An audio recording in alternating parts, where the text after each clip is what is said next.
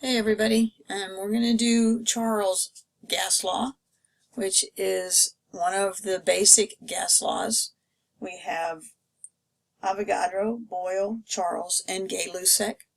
Every one of these gas laws has as a foundation the ideal gas law, Pivnert, pressure, volume, amount of gas in moles, molar gas constant, and then temperature. Each of the gas laws that we're talking about only looks at two of those letters. In the case of Charles' law, we're going to be looking at volume and temperature. We're not going to be dealing with pressure at all. Right? So over to the left, you will see the ideal gas law, Pivnert, and then you will also see the PTV stick. This is a device that is used to be able to help you understand when you're away from your desk or something like this, the relationship between them. This is alphabetical, PTV, and what you're going to do when you use this stick is whichever two factors you're dealing with, for example, temperature and volume, you're going to hold the third one, and you'll notice you can't see the P anymore. And so what we're going to understand is that when I raise temperature, volume goes up. When I decrease temperature, volume goes down. And so this will help you understand the relationship, whether it's direct or indirect. Boyle's law is if you hold the T, because it's not involved, if I increase the pressure, you can see the volume go down.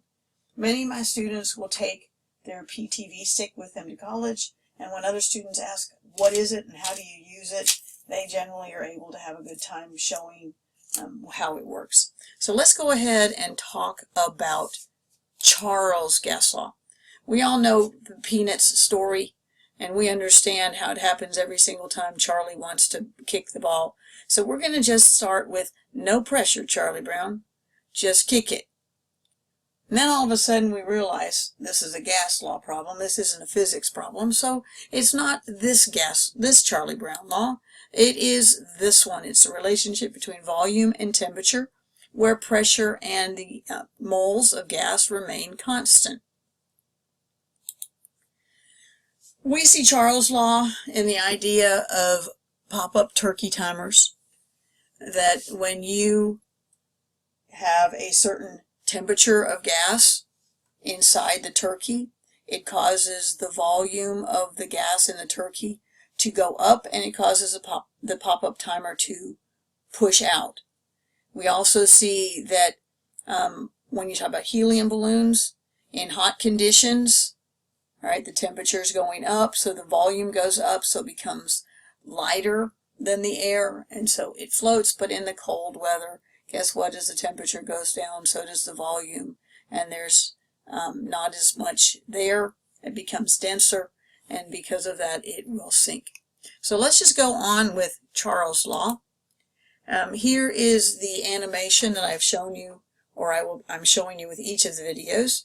You can see that the number of moles is not changing. That would be from the blue valve over on the left. And you see that as the temperature is raising, which is the lower right, that the volume is increasing. That yellow cylinder section in the middle is increasing. We're not getting additional dots. You can also see that there are no additional weights, which are the pressure, being placed on it. So you see this direct relationship that as temperature goes up, volume goes up. All right, so this one's a little bit different because we've got to go with this idea that with Charles' law, all the temperatures, every single temperature must be in Kelvin. So you're going to end up having to do a little bit of conversion if you end up with something that comes off as Celsius. So the idea is here very quickly, why? So there's first question is 20 degrees Celsius as hot as, twice as hot, as 10 degrees Celsius? It looks like it by the numbers, but in fact, it's not, because if you convert this over to Fahrenheit, 20 degrees Celsius is 68, and 10 degrees Celsius is 50. So folks, we're not seeing in both scales an increase in the amount, a doubling in the amount of temperature. Let's look at the second question, because I'm asking the same question, but now we're dealing with mass. Is 20 kilograms twice as heavy as 10 kilograms? And the answer is yes, because if you convert kilograms to pounds, 20 kilograms is 44, 10 kilograms is 22. So regardless of how you measure it, you see it doubling in the number. Temperature, that's not the case. So why? What's the difference between mass and temperature? Pause this if you want to try to figure it out for yourself, and then come back to the video when you're ready to actually hear my answer. The difference is that mass has a minimum value of 0. You don't have any negative masses. There are, however, negative temperatures. When you get to 0 Celsius, it can actually get colder than that. You can't have less than 0 mass. So because you have less than numbers that are less than 0 in temperature, we've got to come up with a different method. And there was someone who did a very good job of research a long time ago. And so what they did is they just looked at the temperature versus volume relationship. And I'm just going to show you this, and you'll see that there are dots, and they did a single line through the dots, and it came to a single point. They did it with different gases and different pressures, and guess what? Every single one of those lines came to the exact same point. And you and I now know that point as negative 273 Celsius. And negative 273 Celsius is the same thing as absolute 0. And absolute 0 is the same thing as 0 Kelvin. So in Kelvin temperature, you have the 0 that you can't get below. Celsius, you don't. So you have to do your temperatures on Charles' Law problems in Kelvin. All right, let's look at Charles' Law, and then we're going to run through 3 problems. Please remember PIV-NERT. We are looking at volume and temperature. They are on opposite sides of the equal sign. So if they're opposite sides of the equal sign, we understand that when one goes up, the other one goes up because they are directly related. The P, the N, and the R become a constant. And so in order to separate and to isolate the constant, what we're going to end up doing is we're going to put the V over T, and we're going to have a working, you can see it over here to the far right, a working equation. V1 equals over T1. Let me put it over here. V1 over T1 equals K, but K can then equal V2 over T2. So this is our working formula. All right, let's work these problems. You'll see them in front of you, so I'm not going to take a lot of time to get them done. We've got a man puts a balloon on a heating vent. If the balloon initially has a volume of 0.6 liters and a temperature of 293 Kelvin, so my V1 in this particular problem is 0.6 liters. My T1 is 293 Kelvin. So these are my ones, my first ones, beginning. All right. What it's asking for is what is the volume of the balloon when it heats up to a temperature of 473, which means we know we have 473.0 Kelvin on the bottom, and we are looking for the volume on the top. How do we do this? Well, we can cross multiply. We can take 473 times 0.6, multiply, divide, equal 293 Kelvin. This is Kelvin, this is liters. Sorry, I didn't do that. You will notice that Kelvin goes away, and all you then have to do is the math. The top ends up being 283.8 liters Kelvin if you want to not have done that, and the bottom then is the 293 Kelvin, depending on when you want to go away from that. And you end up with an answer of 0.969 liters. So there's your first answer. Again, this is all of these problems work about the same way. Okay, so we've got a second problem here. We're going to still use the same equation. The second problem says a woman puts a balloon in a freezer. If the balloon initially has a volume of 4 liters and a temperature of 400 K, that's going to be our V1s.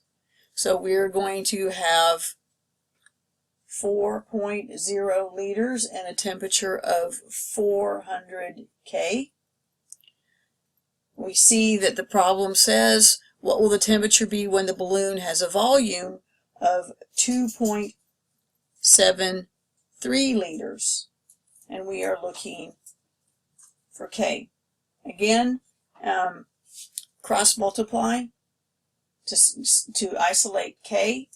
I'm going to have 400 K times 273 liters divided by 4.0 liters equals the answer K. You'll see that liters will cancel. You can see the math that I have done in the lower right of the slide.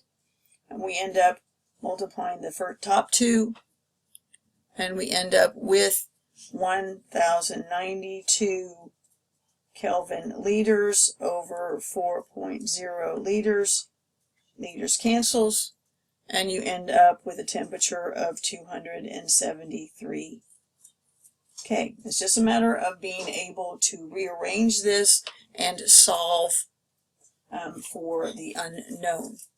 All right, so the last one, I know I'm going through these quickly, but you can go back and you can look at the work on the slide itself. This one actually says you're going to have to do some converting first, because we got a balloon that starts with a volume of 400 liters. This is going to be a hot air balloon, obviously, and has a temperature of 500 K.